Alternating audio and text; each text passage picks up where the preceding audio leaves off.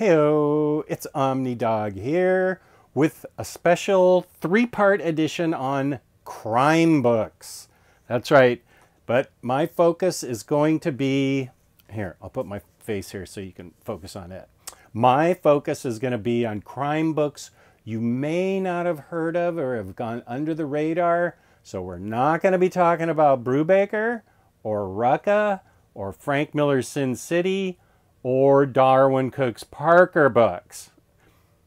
Those are all awesome. I can recommend all of those. They're brilliant, but I feel like everybody knows about them. So let's talk about some other ones that you may not know about, but they've all passed the Omnidog test. I've read them, I've loved them, and I'm keeping them. Anything that I don't love after I've read gets kicked out. As you can see, I don't have any room. I have to get rid of books. So they're not 100%. They're out. They're finished. They're through. So, okay, let me get the camera just a minute. First, if you could, don't forget organic price books. $2 off with code Omnidog. 5% off shipping 4 more books together with our code Omnidog. Sit. So we're going to start off with the number 15 book. And yes, of course, I lied. I totally clickbaited you. These are not in any particular order except for maybe the top 5, except for maybe number 1. These are just so you will have them on your radar and know they are great to read. Let us start with a book that the Bunkmaster B, who's a good friend of mine now, hipped me to. We covered it on a Crime Corner, but if you're not a fan of Crime Corner, you may not have watched it. I looked at my collection and I realized that like 40% of it is crime. And if you count superheroes in, then 95% of it is crime. Because superheroes are fighting crime, if you haven't noticed. So I am a big fan of crime. Whoa. Okay, there we go. So Kaiju Score. Why is this book special? Because it is a kind of Ocean's 11 type caper, only it takes place in an America where kaijus actually live. They actually have kaiju alerts because the mullet fish swim close to shore, which attracts the kaijus to... There's a kaiju right now. So in this America, kaijus exist. Kaijus, giant monsters, for those of you who didn't know. And the plan that our main protagonist has is he wants to make a big score when the mullet fish have come close enough to shore to guarantee, and this is from Florida, to make sure that the kaiju attack. And his plan is, because there's a mandatory evacuation, whenever kaiju, they don't necessarily attack, but they do come on shore. When the kaiju are coming on shore, there's a major evacuation, and that's when he wants to plan the score.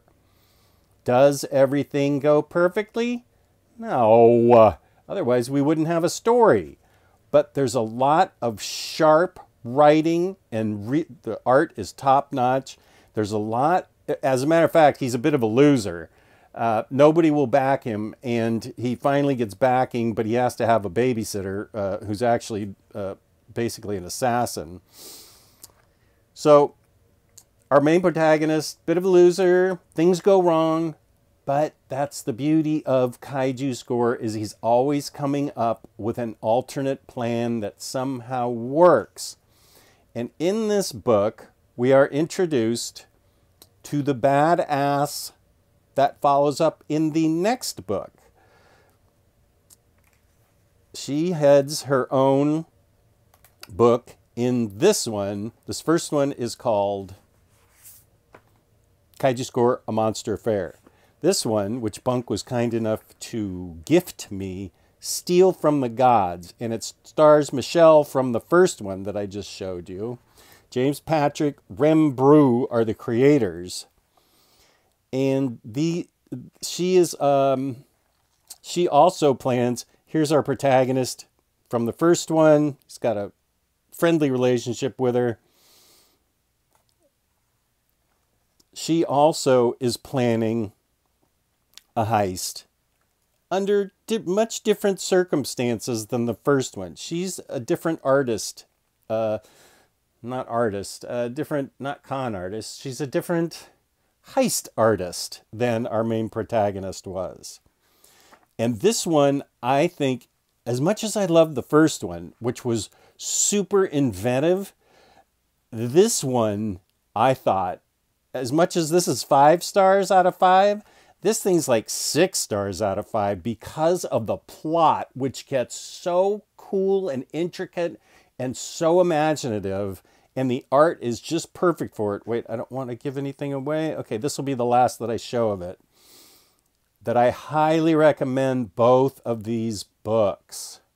Kaiju Score, James Patrick, Rembrew, Aftershock. Now, I feel like I owe it to you to tell you that I'm not 100% sure that all these books are in print. I think Kaiju Score is in print. I know the next books are in print. And if I hit a book that's not in print and I know about it, I'll let you know about it. These first ones are all in print. So now everyone knows already about Alias. Michael Bendis, Michael Gaydos, they created Jessica Jones, who is the tough as nails former superhero turned tough as nails private investigator. The Netflix series Jessica Jones was based on this. I hope Bendis and Gaydos made a ton of dosh because they deserve to. This character is one of my favorites now. She is amazing. Jessica Jones is. Now, okay, wait. Let me show you what's great about this, because I'm not going to go over this because you already know about this. There is a fun story at the end. It's a what if story. Okay, wait. Oh, God, the Purple Man. This dude freaks me out like nobody else. I almost couldn't get through the Jessica Jones series because of it. I don't know why, but Purple Man really flips me the flip out. What's fun about Alias is there's a what if Jessica Jones joined the Avengers, and it's told by Bendis at a diner. He tells the story, and it's really funny to see him in there telling the story. I think it's great, and the story has a fun ending. What if she was in the Avengers? So the whole book's great, but everybody knows about it. But did you know that Bendis and Gaydos did a follow-up to it?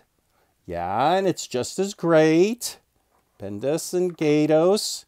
This is Jessica Jones Uncaged, 1 through 6. So I'm sure this is still in print. It's well worth reading, just as good as Alias. Maybe you didn't know this was in print, or existed rather. A+. I love it. I am an unabashed Bendis fan. If you're not, good for you. I don't know what to tell you. And here are the books that you may not know about. These were digital, like web comics first, and they're written by Kelly Thompson, who I worship. This one is Jessica Jones' Blind Spot.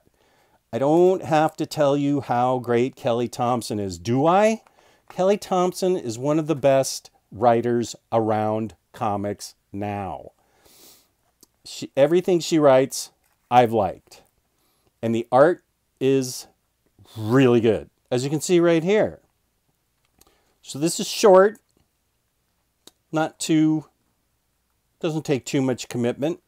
Check this art out. It's beautiful. And the Kelly Thompson story is just amazing, involving our tough as nails Jessica Jones, private investigator. And then I have to deal with the Purple Man again in Purple Daughter. Jessica Jones is married to Luke Cage. Jessica Jones is married to Luke Cage, who happens to be an African American, and they have a baby, and it's purple.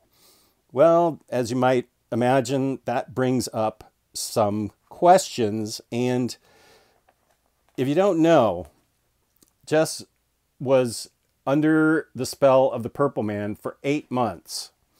And he never touched her, but he messed with her mind and made her do things she did not want to do, which is the definition of assault. Did things she was not happy about after she came to and figured it out. She was severely traumatized, of course, but this is a psychological thriller because we thought the Purple Man had been thrown into the sun by Carol Danvers. Was he? Wasn't he? What's happening here? How'd she end up with a purple baby? So she has to search it down, and she's pretty unhappy about it. But the book moves along because Kelly Thompson writes it. Wait, who did the illustration for this? Oh, the same person that did it for Blind Spot. Oh my gosh, I'm going to have to try and pronounce this. Matea de Ilus. And I'm sure I messed that up. Felipe Andrade. Color artist. Oh, Matea de Ilus did his own art. Did her and or his own art. Okay, that's the point is the art's good. And you may not know it because these were web comics and they got turned into fabulous paperbacks. So that's number 14. Number 13 has a special place in my heart because the Minister of Comics and I used to do Crime Corner, and he was the one that hipped me to Ms. Tree. I still do Crime Corner. I do it with Bunk. I remember this. I feel like it came out back in the late 80s. I remember pulling these and reading these and just sort of saying, yeah, they were good. And then collected. These were so good. Now, there are 4 of them. I don't have the cold dish. It is in print, and there's a 5th one that's coming out later this year. This year is 2024. For those of you in the future watching this back, do we have hoverboards yet in the future? Answer me. So, let's see. One of these is in color. That's not it. That's not it. So it must be Skeleton in the Closet. Okay. What's the deal? Ms. Tree. She is a 6-foot woman, pistol packing, Michael Steele. Wait, am I saying that right? It's Michael Steele, right? First name's Michael. Why am I saying that's Steele if it's not Steele? Michael Tree, Ms. Tree, not Ms. Steele, duh, of Tree Investigations. Okay, mind blip.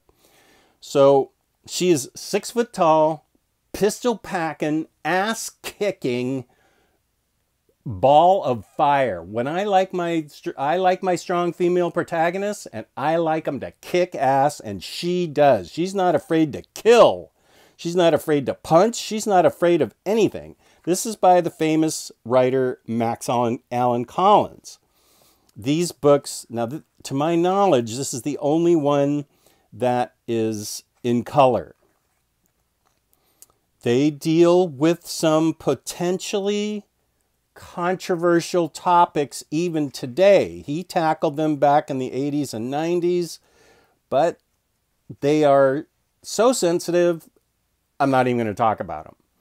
Some of you maybe have viewpoints on some of these things. I don't care. I'm not judging you. I loved these books. All I cared about is she beat people up, got her answers, pulled her gun on people, and took no crap from anyone. So this is in color. The other 2 have kind of a color palette thing where it's black and white with blue, black and white with red. Still red here. Light blue. Who killed my daughter? She absolutely is an unstoppable force of nature. She solves the crimes and lets no one get in her way. She has her, I'm not going to say frailties, but she does have her weak spots that live, as they say today, rent-free in her head. And they bother her and they come up. Her husband was murdered.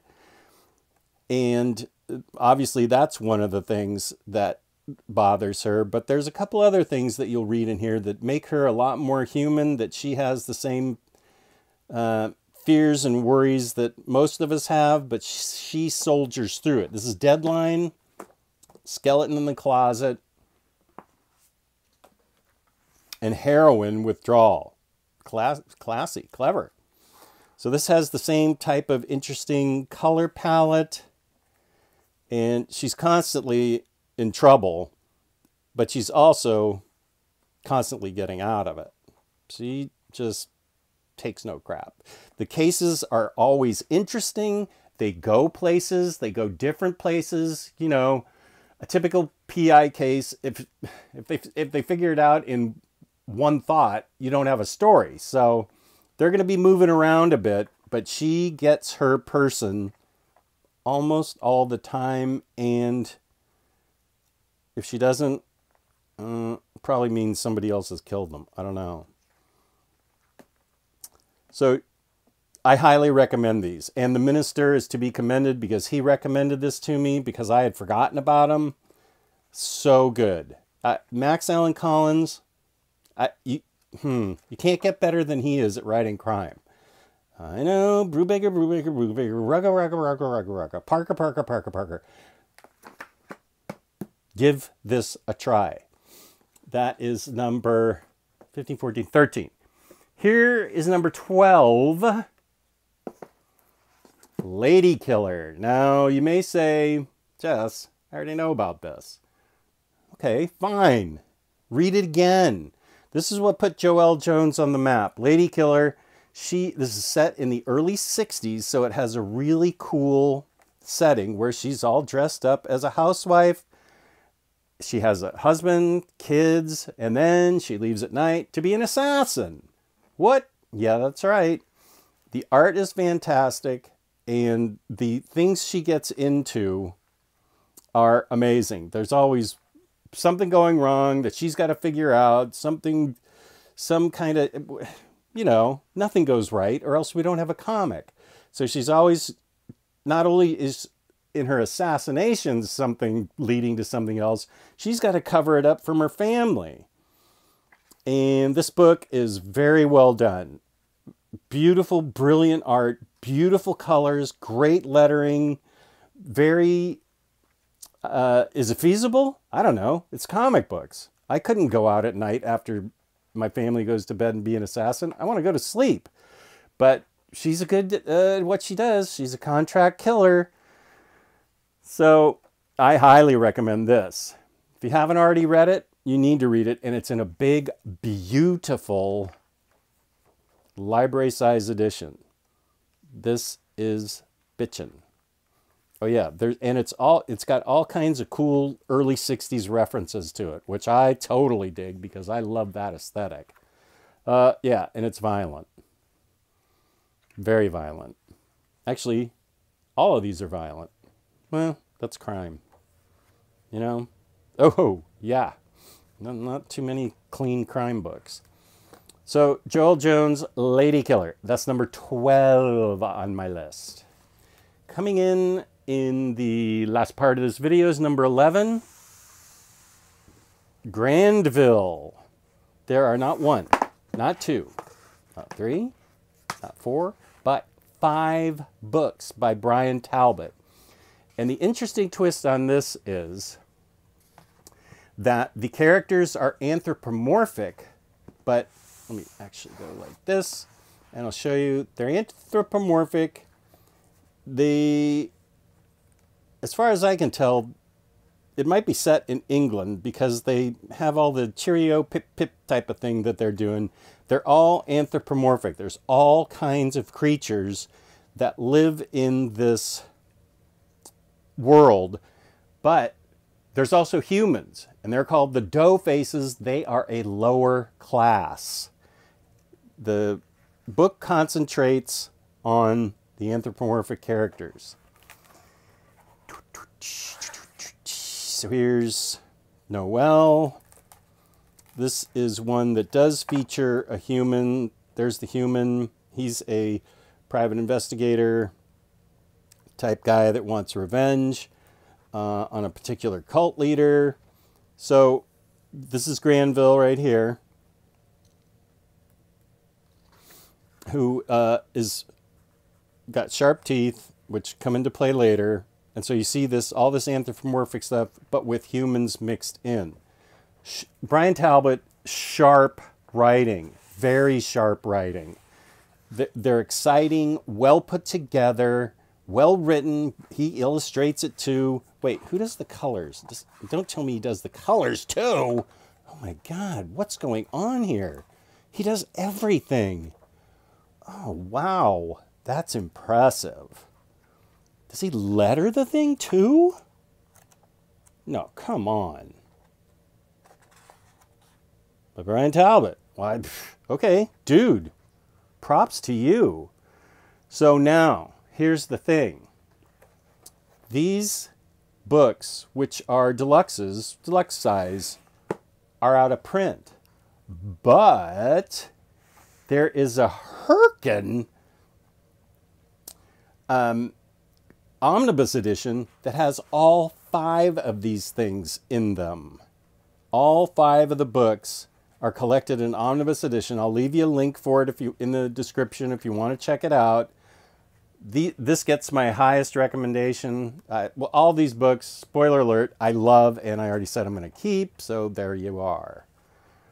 They are very well laid out with plot and believable.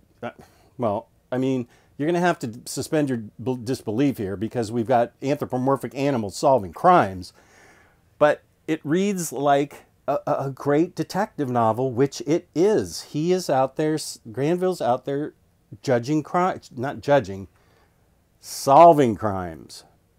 And it's wonderful. It is a fantastic series, and you definitely need to read this. As I said, I'll put a link for this, for the omnibus, because why would you want one book when you could buy all of them in one edition? So, peace and love, peace and love, peace, peace. Peace and love, peace and love. I look forward to the next 2 parts, which will have 10 through 6 and then 5 through 1. And 1 is going to be a surprise. Not only what the book is, but who talks about it. That's right. These will be coming out in the next few days. I don't want to do it too soon. I'll figure it out. You'll dig it. Peace and love, peace and love. Thank you for watching. Thank you for supporting me. Omnidog's Vault. Please hit the like button. Please subscribe. Hit the notification bell. Go to Organic Price Books. Feel free to comment.